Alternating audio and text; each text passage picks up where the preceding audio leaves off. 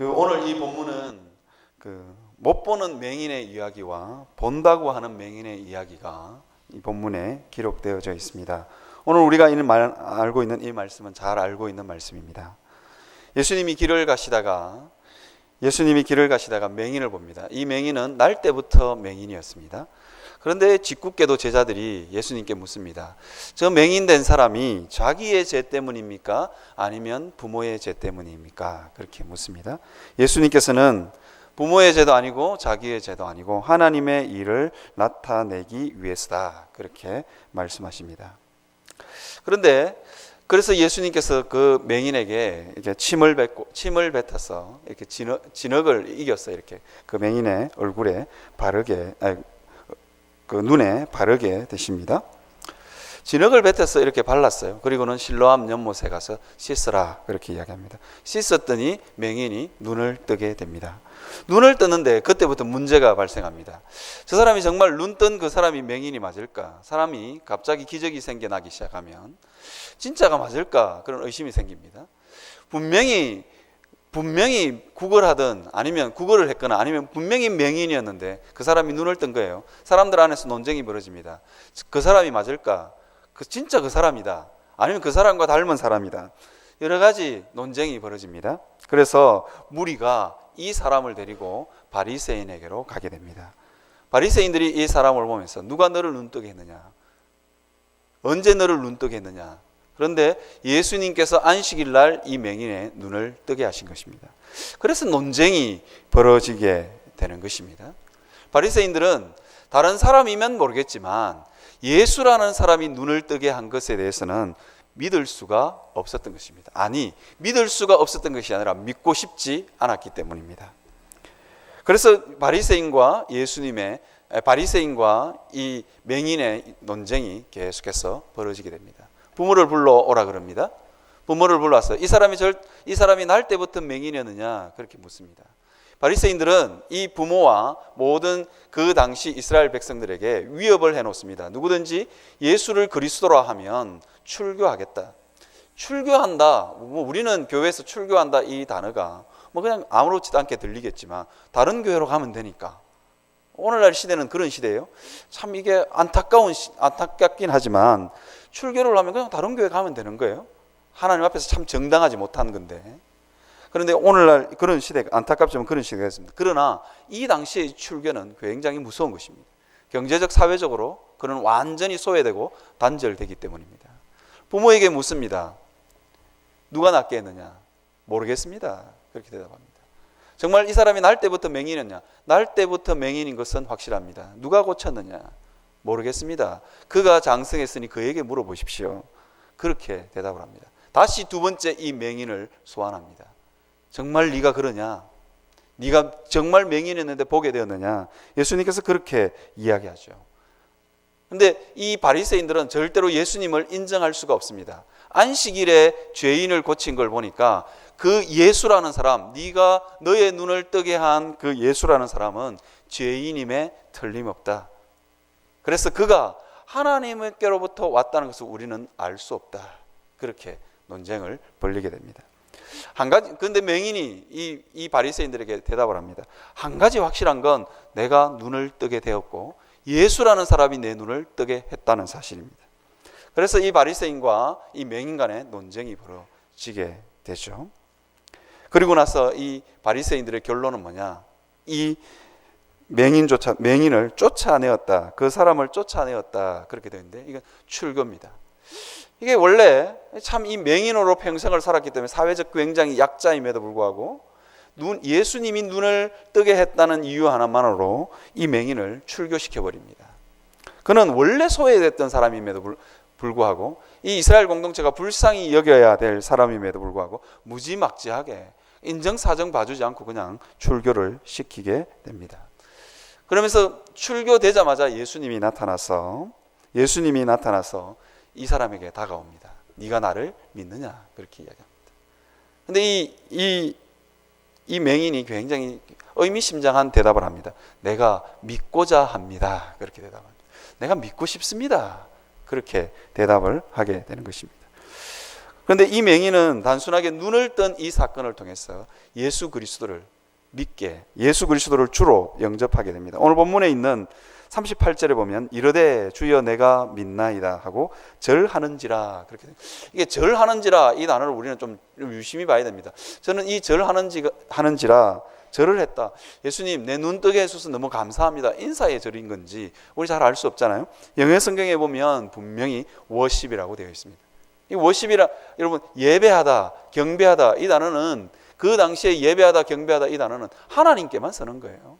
그래서 이 맹인은 눈뜬 이 사건을 통해서, 자기의 육신이 눈뜬 이 사건을 통해서 예수 그리스도를 메시아로, 우리말로 하면 구원받는 역사가 일어나게 됩니다.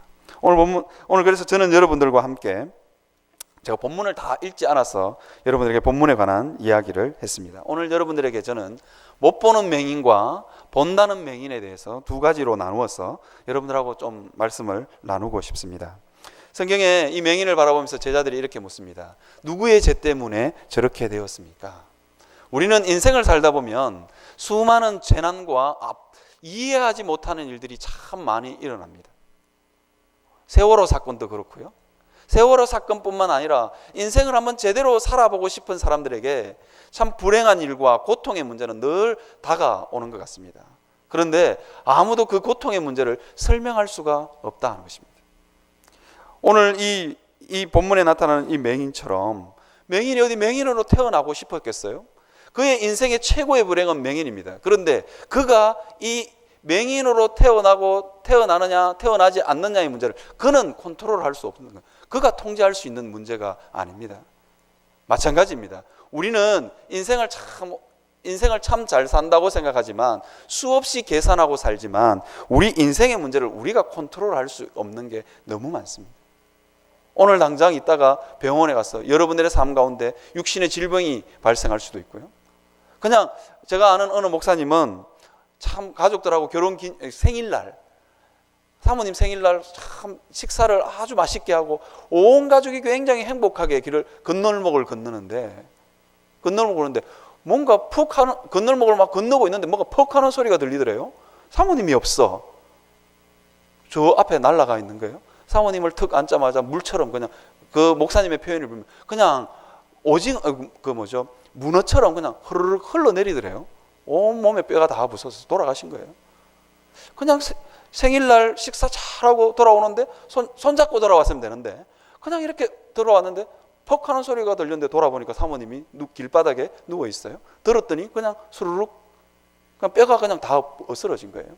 우리 인생에는 말하지 못하는, 정말 설명할 수 없는, 원인을 알 수 없는 수많은 고통의 문제, 재난의 문제가 우리에게 놓여 있습니다. 그래서 오늘 이 제자들이 질문했던 것처럼 누구의 죄입니까? 도대체 부모의 죄입니까? 자기의 죄입니까? 그렇게 물을 수 있다는 거예요. 그런데 우리는 잘 들여다보면 그 원인을 알 수 없다는 거예요. 그 원인을 알 수 없으면 대체로 하나님인 거예요. 원인을 알 수 없으니까 하나님밖에 원인이 더 있겠어요? 제자들은 지금 그 질문을 하고 있는 겁니다. 여러분, 일반론에 있어서는 이 질문은 어쩌면 맞는지도 모릅니다. 우리 인생의 수많은 고통의 문제는 사실 죄로부터 시작합니다. 우리 인생의 수많은 고통의 문제와 재난의 문제는 죄로부터 시작합니다. 하나님의 보호하심이 끊어졌기 때문입니다. 우리가 하나님의 진노 아래 있기 때문입니다. 그래서 로마서는 이렇게 표현합니다. 그러므로 한 사람으로 말미암아 죄가 세상에 들어오고 죄로 말미암아 사망이 들어왔나니 이와 같이 모든 사람이 죄를 지었으므로 사망이 모든 사람에게 이르게 되었느니라. 그렇게 이야기합니다. 사실 우리 인생의 모든 문제, 우리 인생의 고통의 모든 문제는 죄로부터 기인합니다. 실제로는 여러분 성경을 한번 잘 들여다보시면 다윗 같은 경우에는 우리아의 아내 밧세바를 범한 이후에 다윗의 삶 가운데 계속해서 고난이 펼쳐집니다. 그의 아들들이 죽기도 하고 반역이 일어나기도 하고 평안했던 삶이에요. 굉장히 잘 나가던 그냥 승승장구하던 이스라엘의 왕이었어요. 근데 그가 범죄하고 난 이후에 저는 그 구약 성경을 읽을 때마다 느낌이 있어요. 하나님이 도대체 회개한 다윗에게 왜 이러시나, 그런 생각이 들 만큼 때때로 하나님께서 우리의 죄의 문제를 하나님께서 다루어 가신다는 거예요. 때때로 우리는 우리의 죄의 문제 때문에 사실 우리는 고통을 당하기도 합니다. 하나님께서 우리를 다듬어 가시기를 원하시기 때문입니다. 그런데 강론으로 가면 이 문제는 완전히 달라집니다. 각 사람에게 개인의 문제로 가면 이 문제는 완전히 달라집니다.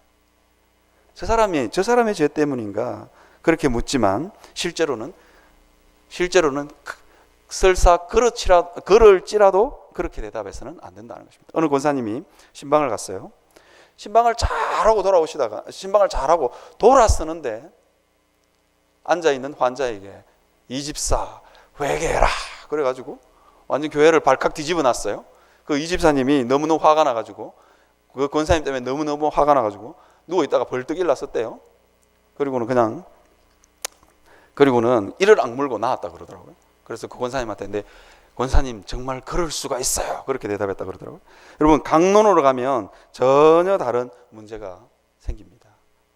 우리 인생 가운데 여러분 있잖아요.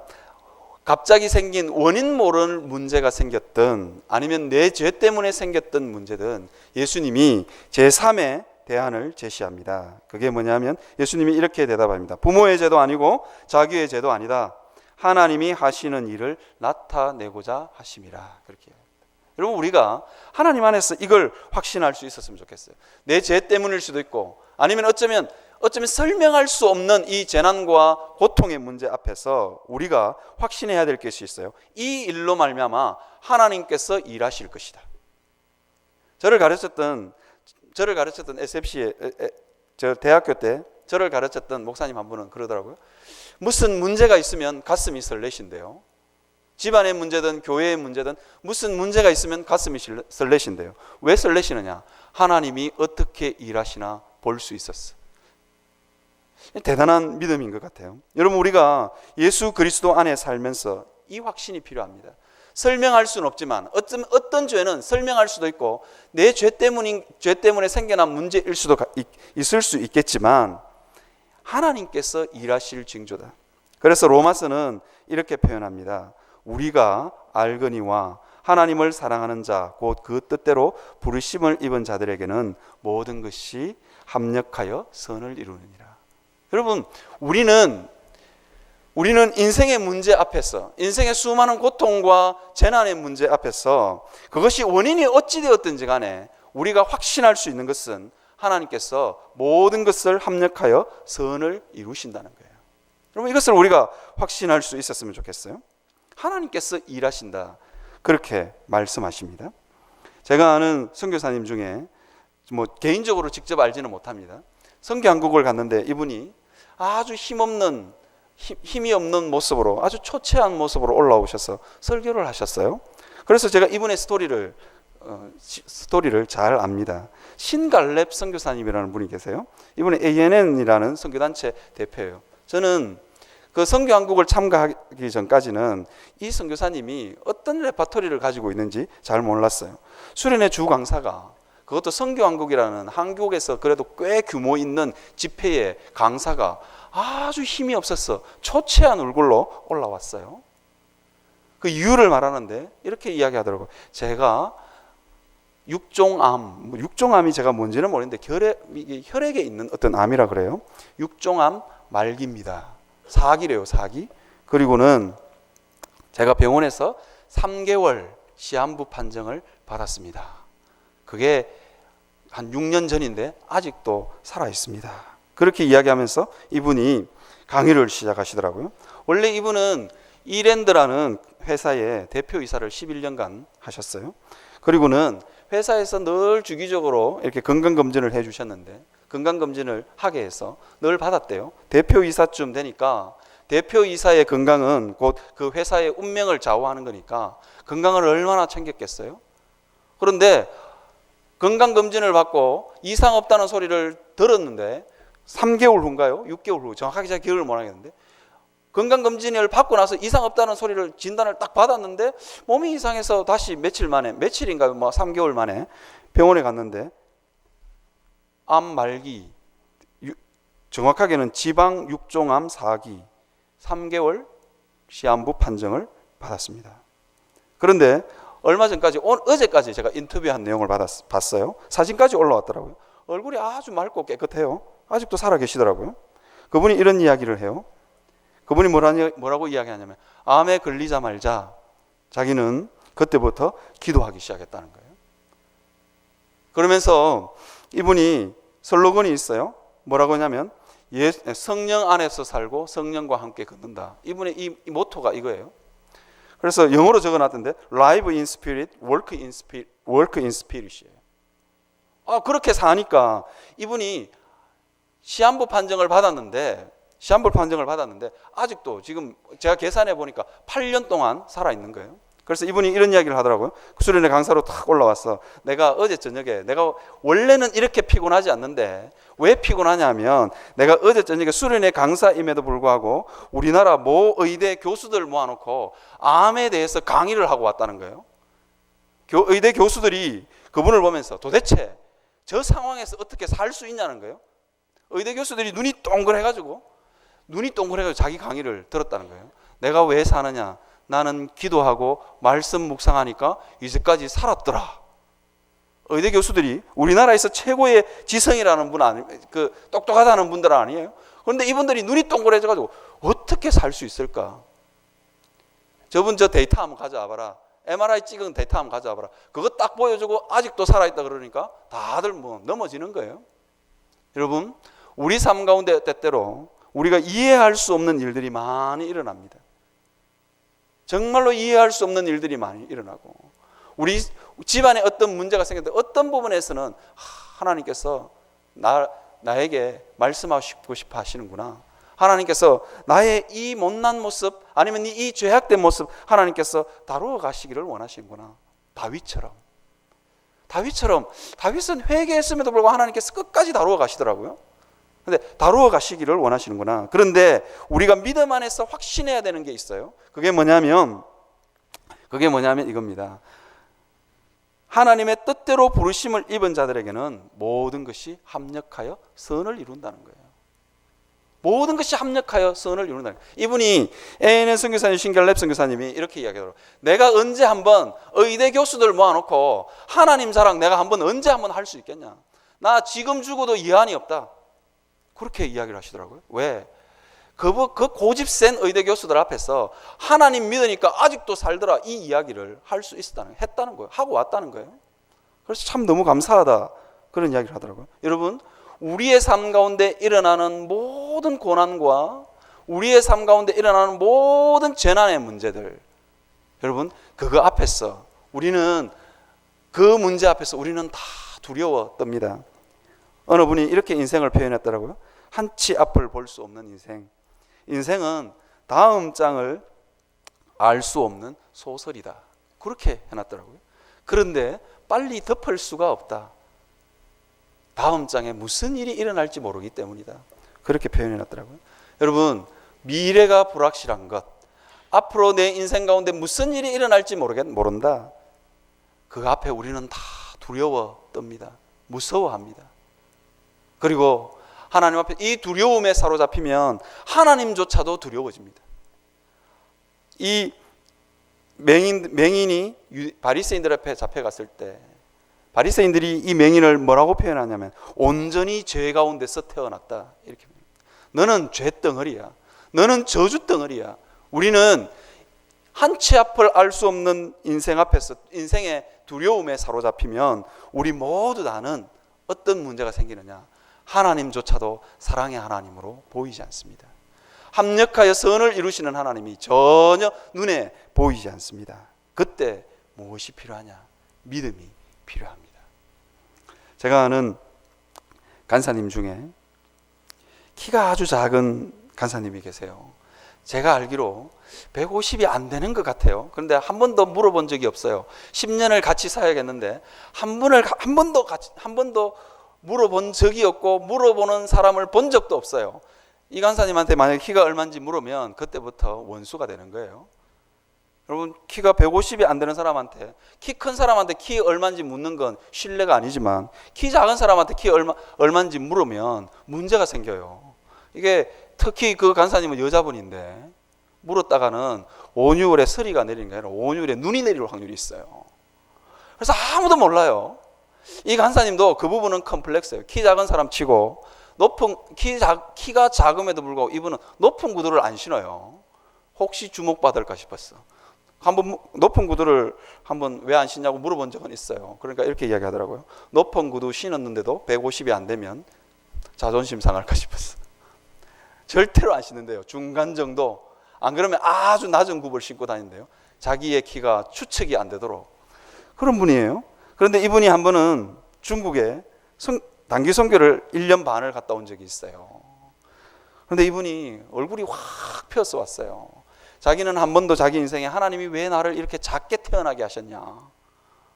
그렇게 참 해결하지 못하는 숙제였는데 중국의 장족이라는 지역에 단기 선교를 갔다 왔는데 거기 가니까 자기가 표준키라는 거예요. 거기에 있는 저항족들이 자기를 얼마나 친근하게 봤는지. 대부분 다 한국 선교사들이나 서양 선교사들은 이만큼씩 크잖아요. 이 저항족들이 다 올려다 봐야 되는 거예요. 그런데 이분은 눈높이가 딱 맞아.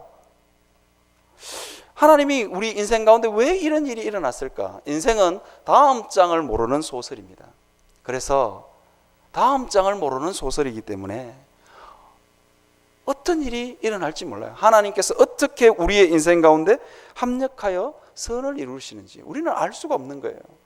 하나님이 합력하여 선을 이루실 때까지 우리는 믿음으로 버티고 살아야 되는 것입니다. 여기 중고등학생들 좀 있는데요. 중고등학생들 몇 명 있는데 학교에서 왕따 당하는 문제 여러분 있잖아요. 그냥 버티고 살아보십시오. 아무것도 아닌 날이 옵니다. 저는 제가 중국 시민교회 오기 전에 중등부를 맡았는데요. 완전히 중학교 1학년, 2학년 때 완전히 찌그러져 있는 친구 한번 본 적이 있어요. 저 20살까지만 예수 믿고 싶어요. 뭐 그렇게 말하는 친구가 있었는데 요즘은 정말 잘 살아요. 제가 물어봤어요. 너 진짜 20살까지만 교회 다닐 거야? 그러니까 아니요. 그렇게 이야기하더라고요. 그때는 왜 그렇게 이야기했는데 그때는 인생이 너무 고달팠어요. 여러분 인생은 몇 년 안에 어떻게 바뀔지 모르는 게 인생입니다. 이유가 뭐냐면 합력하여 선을 이루시는 하나님이 계시기 때문입니다. 오늘 본문에 보면 그 합력하여 선을 이루시는 하나님 앞에서 믿음으로 반응한 이 맹인의 이야기가 본문에 기록되어 있습니다. 이 맹인은 뭐라고 이야기하냐면 맹인 앞에 예수님이 뭐라고 하냐면 침을 뱉어서 진흙을 만들었어요. 그리고 눈에 발랐어요. 그리고는 맹인에게 뭐라고 이야기하냐면 이렇게 이야기합니다. 가서 실로암 연못에 가서 씻으라. 그렇게 이야기합니다. 여러분 굉장히 모욕적으로 들리지 않았겠어요? 침을 뱉었어요. 물론 그 맹인은 침 뱉는 걸 보지는 못했을 거예요. 그러나 침 뱉는 소리는 들었을 거예요. 그리고는 뭔가를 발랐어요. 이렇게 발랐어요. 진흙을 이겼어요. 발랐어요. 그리고는 실로암 연못에 가서 씻으라. 웃기는 이야기 아니겠어요? 이 맹인이 그냥 보통 사람 같으면 실로암 연못까지 거리가 얼마인지 모르겠지만 가는 거리가 별로 가깝든 멀든 보통 사람에게는 별로 힘든 일이 아니에요. 그런데 이 맹인에게는 굉장히 큰 일이고 힘든 일입니다. 어쩌면 한 번도 가보지 않았던 길이기 때문에 돌부리에 걸려서 넘어질 수도 있고 그가 물어서 가야 되는 길일 수도 있습니다. 그런데 이 맹인은 작은 순종을 합니다. 그래서 눈을 뜨게 되는 것입니다. 예수님은 이 맹인에게 다시 나타나셔서 네가 나를 믿느냐 그렇게 이야기합니다. 여러분 우리는 믿음이라는 게 처음부터 그냥 확신하는 거라고 처음부터 그냥 굳건하게 믿는 거라고 착각하는데 그렇지 않다 하는 것입니다. 오늘 이 맹인의 대답을 보면 잘 알 수 있습니다. 내가 믿고자 하나이다 그렇게 돼 있어요. 내가 믿고자 하나이다. 여러분 이 맹인은 지금 이렇게 고백하고 있는 거예요. 내가 내 마음속에 의심도 일어나고 잘 믿을 수 없을 것 같지만 내가 믿고 싶습니다. 그 이야기를 하는 거예요. 여러분 그래서 믿음을 뭐라고 표현하고 싶으냐면 저는 이렇게 표현합니다. 잊어버리지 않는 거예요. 잊어버리지 않는 거. 하나님 앞에서 계속해서 우리가 기도를 하잖아요. 하나님 나 기억하고 있어요. 그렇게 하나님 앞에 협박하는 거예요. 가끔씩 우리 아들이 제게 이런 이야기를 해요. 아빠 내 생일 되면 그 장난감 레고 장난감 사줄 거지? 그렇게 물을 때가 있어요. 사실은 저는 사주기가 별로 너무 비쌌어. 사주기가 참 어려워요. 그래서 안 사줄 거라고 생각하고 있는데 우리 아들이 너무 확실하게 믿고 있어서 안 사줄 수가 없는 거예요. 사줄 거지? 아니 했는데도 아빠 사준다고 했지? 너무 확실하게 믿으니까 결국은 사주게 되더라고요. 하나님 앞에서도 마찬가지입니다. 기억하고 있는 거예요. 성탄절이 되면, 생일이 되면 아빠가 무조건 그 장난감 사준다. 아빠에게 계속해서 리마인드 시키는 거예요. 이마트 갈 때마다 아빠 저거 생일날 사줄 거지? 이마트 갈 때마다 상기시키는 거예요. 제 가슴 속에 압박으로 다가옵니다. 아들이 잊지 않고 있군. 하나님 앞에서도 마찬가지입니다. 믿음이 뭐냐? 믿음은 잊지 않고 있는 거예요. 하나님, 내 인생이 참 괴롭고 힘들고 찌그러져 있지만 주께서 합력하여 선을 이루실 것을 믿습니다. 그렇게 믿는 거예요. 여러분, 야베스라는 사람 구약에서 잘 아시죠? 이 야베스의 이름이 스라림, 비통이에요. 인생이 태어날 때부터 자기 어머니가 이름을 지었는데 네 놓을 때 내가 죽을 고생을 했다. 그렇게 이름을 지었어요. 스라림. 야베스 엄마가 이 야베스를 볼 때마다 스라림, 너는 나의 비통이야. 뭐 이렇게 이름을 지었어요. 그런데 이 야베스가 그 소리를 계속 듣고 자랍니다. 내 인생은 스라림이야. 여기서 끝나지 않을 거야. 이 상태로 나는 끝날 거야. 이게 야베스의 삶입니다. 왜? 어머니가 자기 인생을 그렇게 규정했기 때문에. 여러분, 대체로 부모가 인생을 그렇게 규정하면 그 부모의 규정을 뛰어넘기가 굉장히 힘듭니다. 그래서 여러분, 자녀들에게 말 잘해야 돼요. 이 죽일 놈, 뭐 이렇게 이 공부도 못하는 놈 이렇게 자꾸 이야기하면 자녀는 그 기준대로 그냥 사는 거예요. 그래도 공부 못하고 와도 공부 잘할 놈 이렇게 야단쳐야지. 공부 못할 놈, 이 죽일 놈 이러면 그냥 그렇게 되는 거예요. 이 야베스는 그런 소리를 듣고 자랐어요. 그러나 그가 믿음을 가지고 하나님 앞에 기도합니다. 하나님이여 내게 복에 복을 더하사. 그렇게 기도하는 거예요. 그러니까 완전히 야베스를 표현하면서 이렇게 표현합니다. 야베스는 존귀한 자라. 그렇게 표현하는 거예요.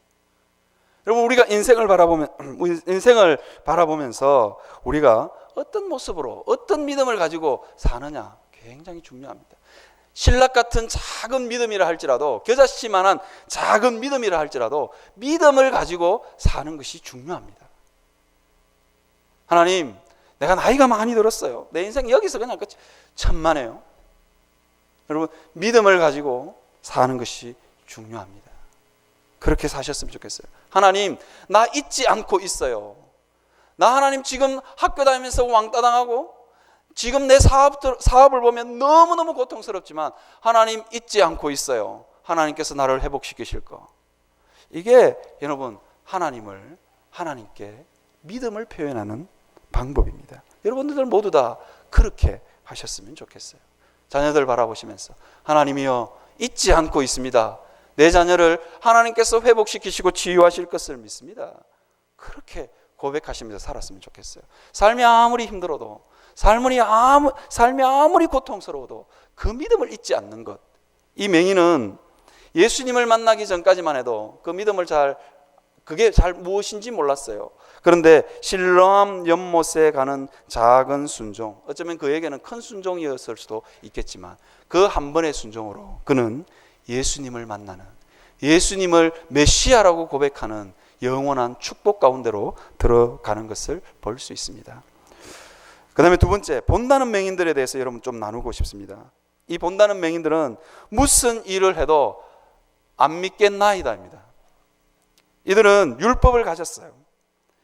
여러분, 이들에게 하나님께서 율법을 주신 이유가 있어요. 이유가 뭐냐? 율법을 지키면 지킬수록 주여 불쌍히 여겨 주시옵소서. 이것이 율법을 준 이유입니다. 여러분, 구약 성경에 율법을 한번 잘 들여다보십시오.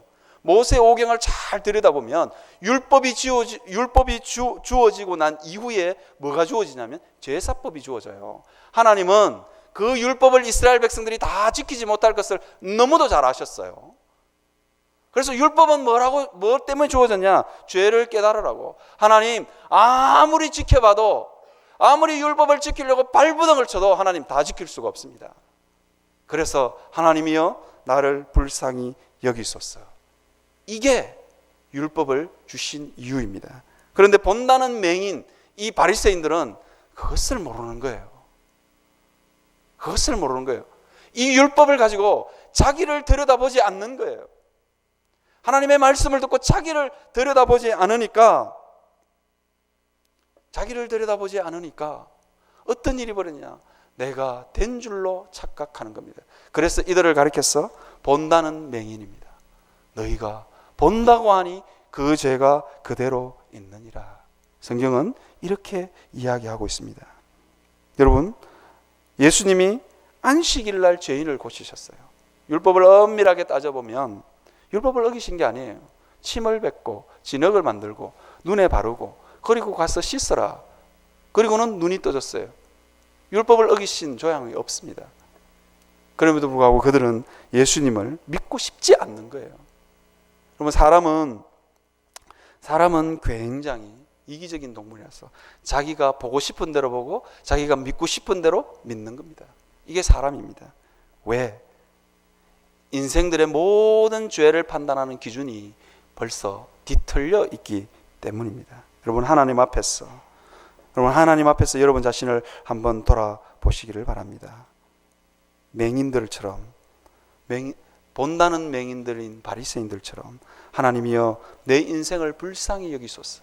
여러분, 인생을 살아가는 모든 인생들의 공통점 뭐냐? 앞길을 알 수 없다는 거예요. 수많은 고통의 문제가 자기 안에 있다는 거예요. 자기 내면에 자기 삶, 자기 마음과 자기 내면을 잘 들여다보면 수많은 고통의 문제가 있어요. 그때마다 하나님 앞에서 하나님이여 나를 불쌍히 여기소서. 이것이 인생들의 정상적인 반응입니다. 정상적인 인생을 살고 정상적으로 하나님의 말씀 앞에 서면 당연히 이 고백을 하게 된다 하는 것입니다. 여러분, 하나님 앞에서 한번 자신을 돌아보셨으면 좋겠습니다. 하나님 앞에서 여러분들을 돌아보면서 여러분들의 고백 가운데 하나님이여 내 인생을 불쌍히 여기소서, 그런 고백이 있는지 한번 돌아보셨으면 좋겠습니다. 저는 어머니 기도에 나오시는 분들에게 늘 제가 이야기를 합니다. 여러분, 문제없는 인생이 없습니다. 문제없는 가정이 없습니다. 문제없는 자녀 없습니다.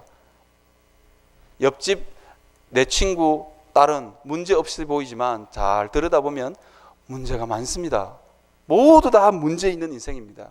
그래서 하나님 앞에 주여 불쌍히 여기소서, 그렇게 기도하는 게 우리 인생의 복을 일구어 가는 겁니다. 모두 다 인생에 복이 없는 인생들이에요. 그러나 하나님이여 불쌍히 여기소서, 그렇게 기도함으로 복을 일구어 가는 게 인생의 모습입니다. 여러분, 여러분들 삶 가운데 하나님이여 내 인생을, 내 삶을, 내 자녀를, 내 남편을, 우리 가정을 불쌍히 여기소서, 그 고백이 없으면 여러분들은 본다는 맹인들입니다. 여러분들의 진짜 문제를 보지 못하는 것입니다. 여러분, 하나님 앞에서 여러분 자신을 정직하게 세울 수 있는 그런 여러분들이 되셨으면 좋겠습니다. 이 시간 우리